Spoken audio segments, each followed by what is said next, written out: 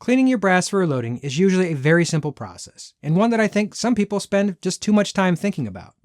Today, I'm going to cover the 3 most popular methods, and you can decide which one is best for your application. First, cleaning your brass might not be a mandatory step. If your brass never touches the ground and spends all its time either in a box or in your chamber, you may just want to wipe it down with a rag and be happy. But if your brass gets dirty, or you want to remove dirt and grime before you size, or the case lube after sizing, then you're probably going to want some type of a cleaning process. Our channel sponsor, Midway USA, carries several versions of all 3 of these different technologies, including the ones we're going to go over today. Hopefully, this will help you determine which solution best suits your needs. Aside from what I've already mentioned, cleaning your brass makes it much easier to inspect for defects. This should be done at every reloading cycle. One of the oldest methods is vibratory tumbling in some sort of a media, like walnut or corncob. Rice is even gaining in popularity, but all these methods involve putting your brass into the media and tumbling it for however long someone else told you to do so. I've never been a huge fan of this, but it can be effective. Typically this method is louder and can generate more dust, which I find to be a little bit annoying depending on where you're performing the operation. The second option is wet tumbling, and this is currently my preferred method. Now, I did buy everything you see here except for this wet tumbler. The fine folks at Frankfurt Arsenal reached out and offered to send this out for review, and frankly, this might just be the exact right size for a very large number of you.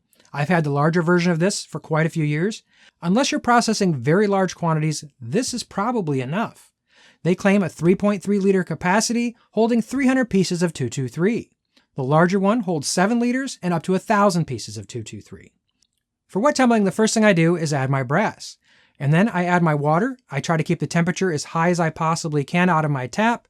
And after that, you'll add your preferred cleaner. To keep things simple, you can use something like these brass cleaning packs. Add one and you're done. Absolutely no guesswork. Some folks use a little bit of Dawn dish soap, as well as a little bit of lemon shine, and this can do a pretty good job as well. On the larger model, there is a timer if you'd like to set it. The smaller model just has an on and off switch. One mistake that I made early on was seeing this 3-hour timer and thinking that must be a realistic cleaning time. And maybe for some it is. But anymore, I really think that less is more. My cleaning times these days range anywhere from 15 minutes to a half an hour, usually. If you've got some truly horrible brass, longer's not too bad. Certainly an hour on some range brass wouldn't hurt at all. But anymore, my initial clean is rarely longer than 30 minutes. If you're new, this may be hard to believe, but some carbon left in the neck of your case might actually help your reloads be a little bit more consistent. But if you're new, let's just not worry about that a ton right now. One of the other things that I thought early on was that while my tumbler initially came with pins, I must need to use my pins, right? Well, maybe not.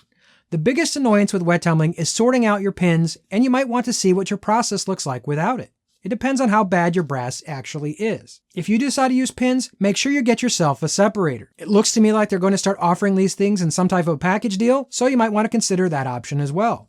When you're using the separator on a wet process, you want to make sure that your water is at least high enough so the brass gets submerged at some point during the rotation. This is the most effective way I have found to separate pins other than not using them at all. If they're submerged slowly, rotating them for around 45 seconds back and forth will work pretty well. I guess some calibers are more susceptible to getting pins stuck in the primer pockets as well. This hasn't been a huge issue for me, but your mileage may vary. The other popular cleaning method is ultrasonic. This model is from Hornady, and they even make an additive that you can use with your water. I used this method exclusively when I was first starting out, and it does work. This method will prevent any damage to the necks as a result of a tumbling process, but personally, I avoid this issue by waiting to do all of my trimming anymore until after the case lube is removed. But if I ever want to clean lube off after I've chamfered and deburred a case, I will pull this out every now and then. For those of you that choose ultrasonic, in my opinion, it's far more effective as the water heats up. But unless your water is warm to start with, it can take several cycles to get the water warmed up. The more you use it, the warmer your water will get. How many cases you want to clean and how long you want to clean for should be the main drivers deciding the process for you. The ultrasonic bin isn't very large, but if you're only doing small lots, it might not be a large consideration. Depending on how dirty the brass is you're dealing with will dictate how long I clean for and where I do it at. I usually perform this operation before sizing and pretty much always after my sizing process is completed, but before I trim, chamfer, and deburr. You can always wipe down some of your brass with an alcohol rag or something like that if you like, but 15 minutes with hot soapy water and lemon shine works pretty well to remove case lube. Now, if you're using either one of the wet methods, you are going to want to be able to make sure your cases are dry before you start priming. It is a consideration.